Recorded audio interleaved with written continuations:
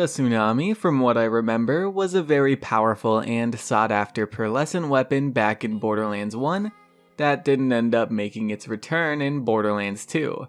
But after all these years, it's finally come back to us as a legendary weapon in Borderlands 3. The Tsunami has a very unique special effect. It's a Maliwan weapon that has no visible element. However, when you fire it, it does fire regular bullets, as well as waves of electric and corrosive bullets. So how do you get this weapon? Well, you're going to want to head over to Skywell 27 and head back to the story boss, Katagawa Ball, and kill the boss over and over until you get the weapon to drop. Thankfully, you will respawn close to the boss area when you load back in, so you don't have to go running through the whole level to get back to the boss. It's a relatively easy farm, the boss isn't too difficult. Anyway, let's talk about the Tsunami. How good is it? Well, it's not bad, but it's not amazing either.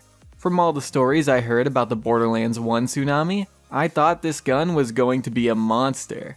It's a solid gun, don't get me wrong, but when I think of a gun that was formerly a pearlescent, I think of something like the Butcher. Very powerful. Tsunami isn't like that though. It's locked to the two elements I stated earlier, and you don't really have any way to pick what element gets used when. All the other Maliwan weapons can swap between elements at the push of a button, so you don't have to worry about hitting armor with electricity or hitting a barrier with corrosive.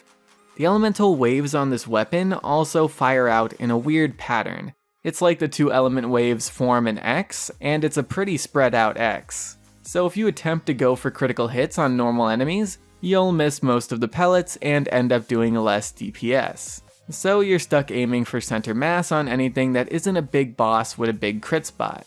It's also not that great at a distance, due to the spread of course. You want to keep your targets close so you can make the most out of the gun. Again, it's not a bad gun, it does do reasonably well. In the regular mode it can tear through some things, but once you get into Mayhem 3, that I'm swapping the gameplay over to right now, you start to see this weapon fall off a bit. I'd really only recommend using this if it's the only electric or corrosive option you have, because there's plenty of better guns to use instead if you have them. Now I do want to point out that my Tsunami also has fire and explosive, but that's due to some skills that I spec'd into on Moze. The weapon doesn't have fire and explosive by default, although it would have been cool to see more elements on this gun. That probably would have ended up helping it out a lot. It could have had two different modes with two different sets of elements depending on the mode. Anyway, I don't personally recommend going out of your way for this weapon unless you're a collector, because I really can't see any practical use for it. It is a really nice weapon to have while running through your playthrough though, so if you're running through the story and want to farm it up real quick, it would be worthwhile.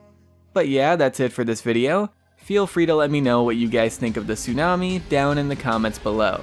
And that's pretty much it guys, I want to thank you all for watching, I very much appreciate it, and I'm gonna see you guys laters. Bye.